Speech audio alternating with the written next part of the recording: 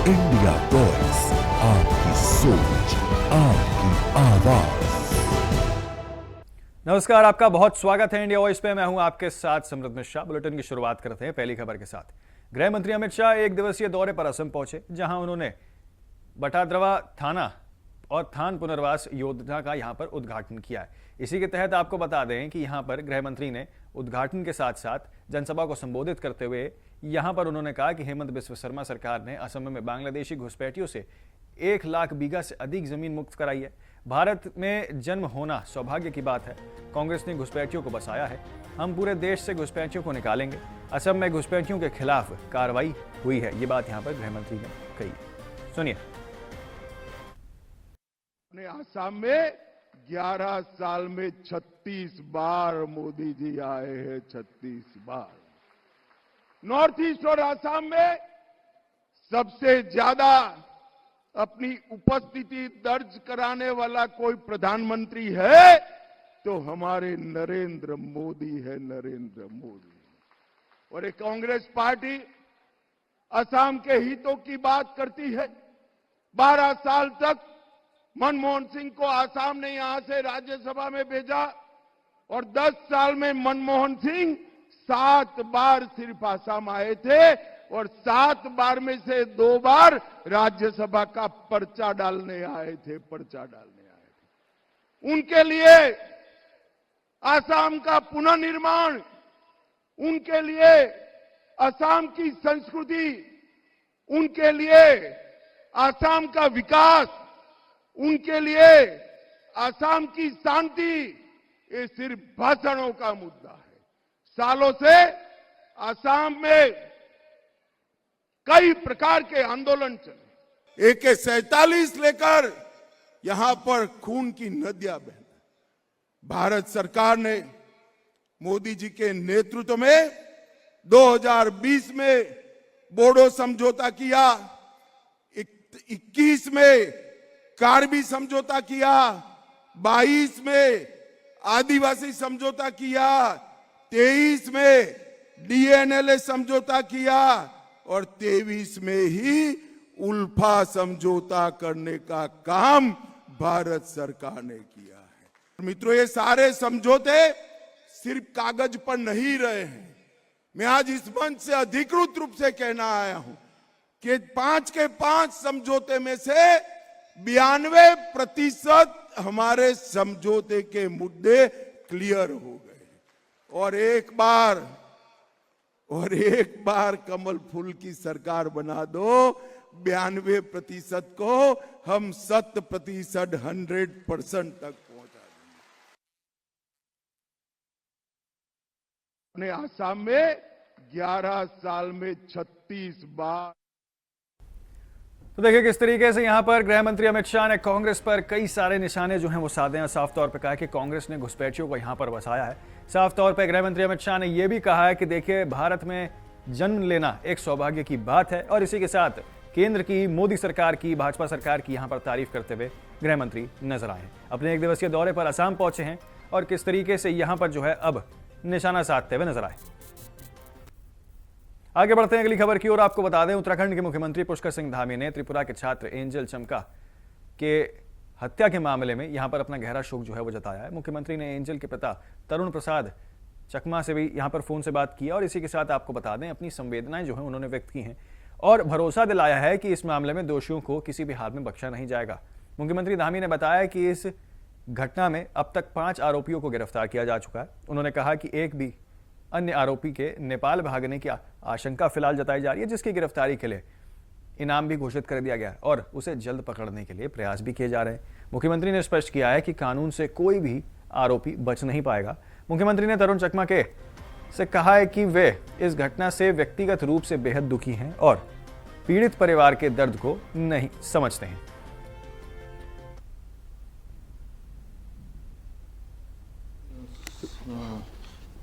चकमा जी कैसे हैं तरुण जी? ठीक है। बहुत हमारा एक्चुअली में बहुत ही दुखद घटना हुआ। हम सब बहुत दुखी हैं इससे, और इस पर हमने बहुत सख्त कार्रवाई के लिए कहा है यहाँ पर, है ना। और पाँच लोग जो भी इसमें थे बदमाश, वो 5 गिरफ्तार कर लिए गए हैं, जो भी इस घटना में जिन्होंने भी अपराध में किया है। और एक कोई नेपाल का था, शायद वो नेपाल भागा हुआ है, कहाँ है, तो उसके ऊपर इनाम यहाँ घोषित हमने कर दिया है, और उसको पकड़ने के लिए भी टीम वहाँ पर भेज दी गई है पुलिस की ना।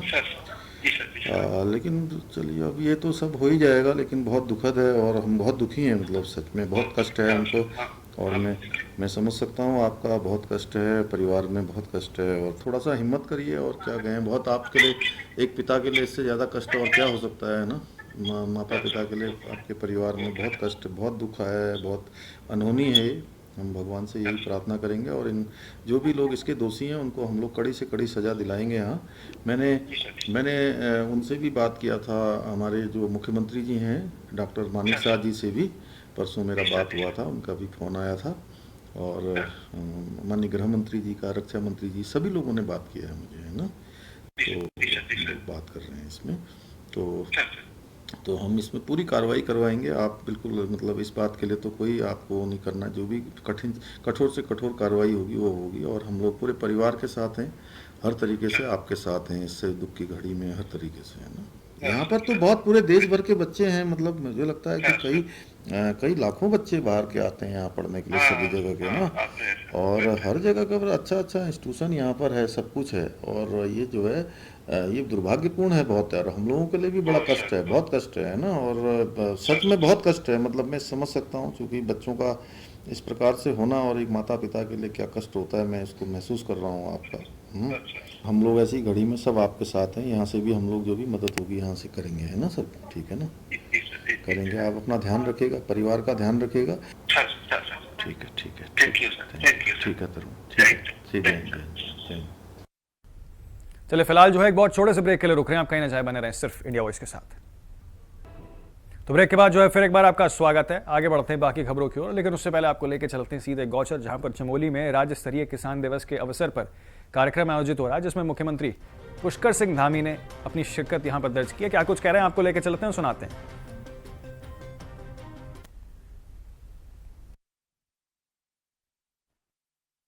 परेशान है, क्योंकि जितना हम आज देश और प्रदेश में कृषि के क्षेत्र में काम कर रहे हैं, उसके बाद उनको हमारी आलोचना करने के लिए कोई सच्चे मुद्दे नहीं मिल रहे हैं। आज के अवसर पर मैं आप सभी किसान भाई बहनों से आह्वान करना चाहता हूं कि आधुनिक तकनीकी, वैज्ञानिक कृषि पद्धतियों और सरकार की जन कल्याणकारी योजनाओं का अधिकतम लाभ उठाएं और आदरणीय प्रधानमंत्री जी के 2047 तक विकसित राष्ट्र बनाने के विकल्प रहित संकल्प को साकार करने में अपनी सशक्त भूमिका निभाएं।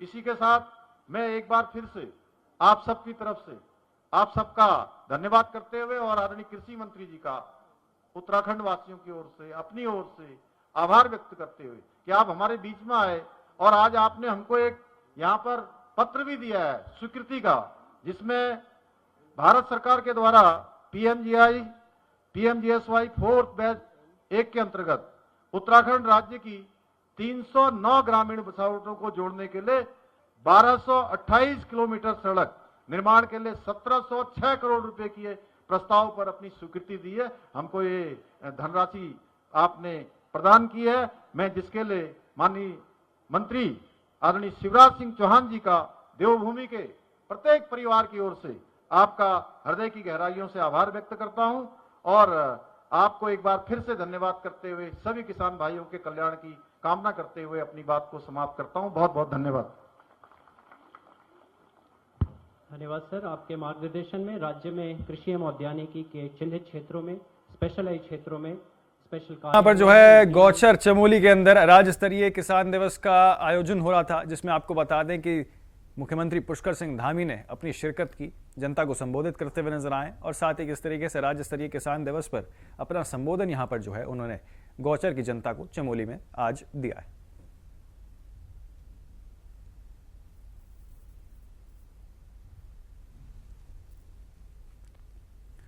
तो मुख्यमंत्री पुष्कर सिंह धामी ने कार्यक्रम में शिरकत की है, और इसी के साथ आपको बता दें कि राज्य स्तरीय किसान दिवस पर आयोजित किए हैं सीएम धामी ने कार्यक्रम में शिरकत की है अपनी और इसी के साथ जनता को यहां पर संबोधित किया है। चमोली गौचर के अंदर देखिए, यहां पर आपको बता दें कि राज्य स्तरीय और मेरे भांजे और भांजियों की मंच पर विराजमान उत्तराखंड के यशस्वी कर्मठ युवा और ऐसे मुख्यमंत्री जिन्होंने कृषि में विकास के कल्याण और किसानों के कल्याण के सारे रिकॉर्ड हिंदुस्तान में तोड़े हैं। कृषि आय बढ़ाने, किसानों की आय बढ़ाने के मामले में आज उत्तराखंड नंबर 1 पर है। ऐसे हमारे मुख्यमंत्री आदरणीय श्रीमान पुष्कर सिंह धामी जी, हमारे कृषि मंत्री फौजी हैं वो और उसी स्टाइल में काम करते हैं आदरणीय गणेश जोशी जी, हमारे कर्णप्रयाग के विधायक भाई अनिल नौटियाल जी, हमारे थराली से विधायक भूपाल राम टमटा जी, आदरणीय भरत सिंह चौधरी जी रुद्रप्रयाग से विधायक, बहन श्रीमती आशा नौटियाल जी केदारनाथ से विधायक, आदरणीय जिलाध्यक्ष गजपाल वर्तपाल जी, भारत भूषण पट्ट जी, राजेंद्र सिंह भंडारी जी, दौलत सिंह विष्ट जी, जिला पंचायत के अध्यक्ष भाई संदीप नेगी जी, मंच पर विराजमान सभी साथी नेता पदाधिकारीगण, मेरी बहनों, मेरे भाइयों, आप सबको दोनों हाथ जोड़ कर और शीश झुका के प्रणाम करता हूं। आप सबको नमस्कार करता हूं और उन शहीदों को नमन जिनके कारण आज अपने घरों में चैन की सांस लेते हैं। मैं अमर शहीदों का चारण उनके यश गाया करता हूं, जो कर्ज राष्ट्र ने खाया है मैं उसे चुकाया करता हूं। अमर शहीदों को बारंबार प्रणाम। यहां बैठे पूर्व सैनिकों को प्रणाम करता हूं। आपने अपनी जवानी भारत माता के चरणों की सेवा करते हुए बिताई है। आप हमेशा हमारे हृदय में निवास करते हैं।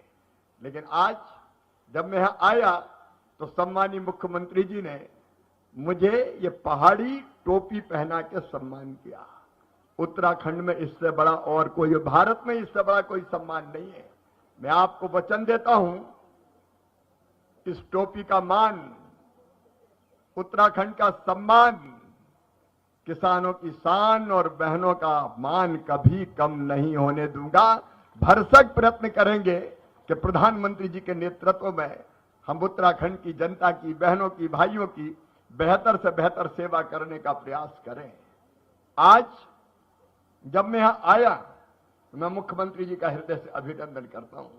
विकास की ललक, विकास की तड़प मैंने सदैव पुष्कर धामी जी के सीने में देखी है। 24 घंटे केवल एक ही लक्ष्य, एक ही ध्येय, एक ही उद्देश्य, कैसे उत्तराखंड आगे बढ़े, कैसे यहां के किसानों का कल्याण हो और मेरी बहनों, हमारी ये बहनें कैसे लखपति दीदी बने, कैसे लगातार इनकी आमदनी बढ़े। इस प्रयास में सदैव प्रयत्नशील रहते हैं, सदैव लगे रहते हैं और इन्हीं प्रयासों का परिणाम है जो मुख्यमंत्री, मैंने अभी देखा यहां तो इतने तरह के फ्रूट्स होते हैं। अब ये माल्टा, ऐसा लगता माल्टा नहीं खरबूजा हो, इतना बड़ा आधा किलो का माल्टा। और कृषि मंत्री जी कह रहे थे कि ये माल्टा दुनिया में जाना चाहिए। माननीय मुख्यमंत्री जी, ये माल्टा हिंदुस्तान में भी जाएगा और इस माल्टा को पूरी दुनिया में भी भेजने की, पहुंचाने की हम कोशिश करेंगे। आज मैं इस अवसर पर उत्तराखंड के किसान भाइयों से कहना चाहता हूं, मुख्यमंत्री जी भरपूर प्रयत्न कर रहे हैं। प्रधानमंत्री जी के नेतृत्व में केंद्र सरकार भी कोई कसर नहीं छोड़ेगी। मेरे किसान भाइयों, आज ही आपने देखा हमने अपने उन किसान भाइयों के जिनकी मौसम की विपरीत परिस्थितियों के कारण फसलें खराब हुई है, उनके खाते में 65 करोड़ रुपए से ज्यादा की राशि डाली है। और इस साल, अकेले इस साल 500 करोड़ रुपए से ज्यादा की राशि डाली जा चुकी है। भगवान ना करे कभी प्राकृतिक आपदा आए, लेकिन दिनों रात मेहनत करता है किसान, खून पसीना एक करता है। और उत्तराखंड की धरती पर तो खेती करना कितना कठिन है, मैं अपनी आंखों से देख के आया हूं। यहाँ के सीढ़ीदार खेत, उन पर चढ़ना, वहां हल चलाना, वहां मशीन चलाना, वहां दिनों रात खेती करना। और भाई तो करते हैं, लेकिन भाइयों से ज्यादा मेरी बहनें मेहनत करती है। इन बहनों को मैं प्रणाम करता हूं। और ऐसी परिस्थितियों में जब उत्तराखंड में खेती का आकार, जमीन कम हो रही है, तब आपने उत्पादन बढ़ाने का चमत्कार किया है, उत्पादन बढ़ाने का चमत्कार किया है। आज मैं कृषि मंत्री भारत सरकार के रूप में आपको यह कहने आया हूं कि यहाँ के जो फ्रूट्स है उनमें और प्रगति विकास की, अलग अलग तरह के फ्रूट्स को और लाने की, उनका उत्पादन बढ़ाने की। आगे बढ़ते हैं बाकी खबरों की ओर। नए साल 2026 के जश्न को लेकर ऑल इंडिया मुस्लिम जमात के राष्ट्रीय अध्यक्ष मौलाना शाहबुद्दीन रजवी बरेलवी ने फतवा जारी कर दिया। उन्होंने साफ तौर पर कहा है कि 1 जनवरी को मनाया जाने वाला न्यू ईयर इस्लाम के नाजायज़ और हराम है। मौलाना रजवी ने तमाम मुसलमानों से अपील की है कि वे 31 दिसंबर की रात और 1 जनवरी को किसी भी तरह का जश्न से पूरी तरीके से दूरी बनाए रखें। मौलाना शाहबुद्दीन रजवी ने कहा कि शरीयत की रोशनी में नए साल का जश्न मनाने से किसी को कोई इजाज़त नहीं होती है। ये यूरोपियन और क्रिश्चियन कल्चर से जुड़ा हुआ पर्व है जिसका इस्लाम से कोई ताल्लुकात नहीं है। उन्होंने कहा है कि मुसलमानों को अपनी ज़िंदगी शरीयत और इस्लामी तहजीब के मुताबिक गुजारनी चाहिए ना, और इन सब चीज़ों से दूरी बनाने से यहाँ पर मजहबों और संस्कृतों की नकल नहीं करनी चाहिए। सुनिए। क्या है, कुछ लोगों ने मुझसे सवाल किया है, पूछा है कि नए साल पर जश्न मनाना जायज़ है नाजायज़ है। तो इस सिलसिले में मैं तमाम मुसलमानों को बता देना चाहता हूँ कि नए साल पर जश्न मनाना शरीयत इस्लामिया की रोशनी में नाजायज़ है, इसलिए कि इस्लामी कैलेंडर का जो साल शुरू होता है वो मुहर्रम के महीने से शुरू होता है, और ऐसे ही हिंदू कैलेंडर का साल चैत से शुरू होता है। और ये यूरोपियन कल्चर है, क्रिश्चियन की यादगार है, वो लोग इस नए साल पे जश्न मनाते हैं। और जश्न में होता क्या है, 31 दिसंबर की रात में तमाम फूहड़बाजी, शोर शराबा, हंगामा, नाच गाना, डांस करना, फजूल खर्ची करना, शोर शराबा करना, हंगामा मचाना, ये होता है जश्न का तरीका। और शरीयत इन तमाम चीजों की इजाजत नहीं देती। ये लहवो लईब है, फजूल खर्ची है, और शरीयत ने लहवो लईब को और फजूल खर्ची को नाजायज करार दिया है। इसलिए मैं तमाम मुस्लिम नौजवान लड़के और लड़कियों से गुजारिश करूंगा कि वो कतन जश्न न मनाएं। जश्न मनाना नए साल का नाजायज है, और अगर कहीं से खबर मिली कि कुछ नौजवान लड़के लड़कियां जश्न मना रहे हैं तो उलमाए कराम सख्ती से रोकेंगे। कुछ लोगों ने मुझसे सवाल किया है, पूछा है कि नए साल पर जश्न मनाना जायज है नाजायज है। तो इस सिलसिले में मैं तमाम मुसलमानों को तो फिलहाल के लिए इस बुलेटिन में मेरे साथ इतना ही, लेकिन बाकी तमाम खबरों और अपडेट्स के लिए आप बने रहें और देखते रहें सिर्फ इंडिया वॉइस।